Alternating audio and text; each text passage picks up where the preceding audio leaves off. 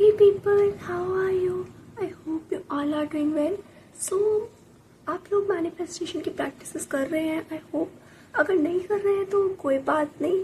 Manifestation की जो जितनी भी प्रैक्टिसेस है, ज़रूरी नहीं है कि सिर्फ उसी से आपकी मैनिफेस्टेशन कंप्लीट होगी. ये एक जरिया है एक्चुअली.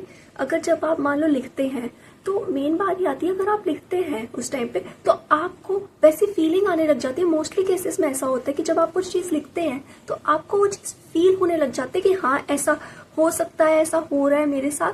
तो मेन जो मैनिफेस्टेशन का मेन मोटिव यही है कि आपको वो चीज़ें फील हो.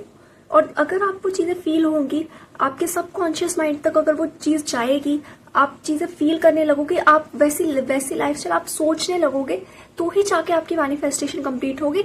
अदरवाइज आप अगर चाहे 5x5 टेक्निक, 3x3 टेक्निक कुछ भी कर ले, अगर आपका जो माइंडसेट है, जो सबकॉन्शियस माइंड तक अगर आप वो चीज बिलीव ही नहीं कर पा रहे कि आपके साथ ऐसा होगा, तो बिलीव मी मैनिफेस्टेशन आपकी कभी कंप्लीट नहीं होगी. आप वहीं के वहीं रहेंगे.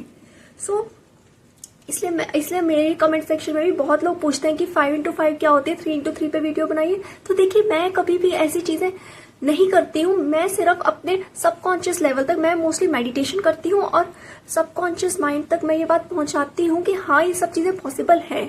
तो इसका मेन मोटिव यही है कि आप लोग अपने इनर वर्ल्ड पे फोकस करिए, अपने माइंड में वो चीजें बिलीव करना स्टार्ट कर दीजिए.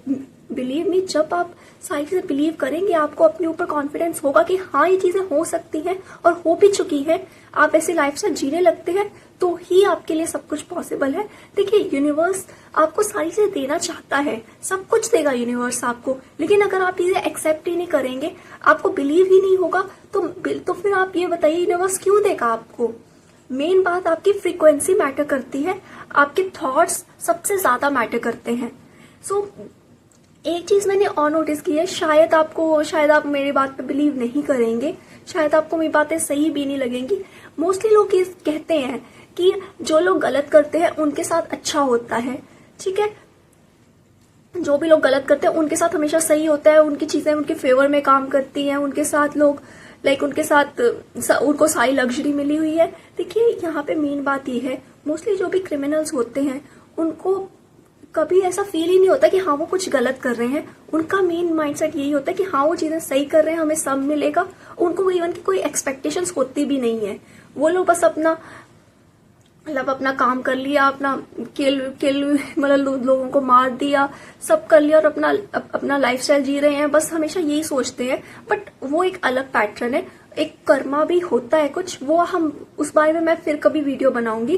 बट यस, वो लोग हमेशा इसी माइंडसेट में रहते हैं ना, क्योंकि उनके लिए कोई गिल्ट वेल्ट कुछ है नहीं. उनको कुछ उनको गिल्ट नहीं है, उनमें कोई फीलिंग वगैरह है नहीं.